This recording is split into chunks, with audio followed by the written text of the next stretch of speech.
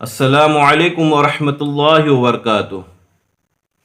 محترم حاضرین، ہمارے پیارے آقا صلی اللہ تعالیٰ علیہ وسلم کا فرمان ہے کہ ہر اچھے کام کو شروع کرتے وقت بسم اللہ پڑھیں، اور اللہ کے نام سے شروع کرنے کے بعد اللہ تبارک و تعالیٰ کی ذات کی نعمتیں رحمتیں بھی اس میں نازل ہوتی ہے۔ اللہ تبارک و تعالیٰ رحمان و رحیم ہے، اس کے نام سے ہی ہر چیز اچھے کام کو شروع کیا جائے، نہ کہ حرام کاموں کے لیے بسم اللہ الرحمن الرحیم کا استعمال ہو۔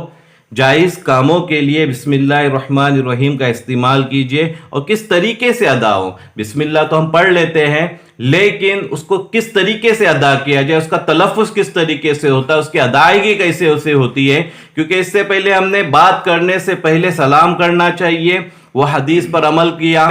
تو آئیے آج بسم اللہ الرحمن الرحیم کس طریقے سے پڑھا جائے۔ آج آپ میرے لفظ پر غور کیجئے، بسم اللہ الرحمن الرحیم، بسم اللہ الرحمن الرحیم، بسم اللہ الرحمن الرحیم، بسم اللہ الرحمن الرحیم۔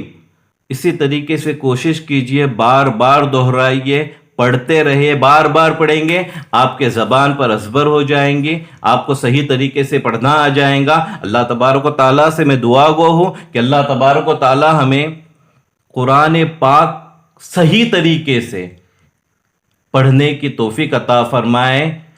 اور میں آپ لوگوں سے گزارش کرتا ہوں کہ ہمارے اس چینل کو سبسکرائب کیجئے، شیئر کیجئے اور لوگوں تک عام کیجئے۔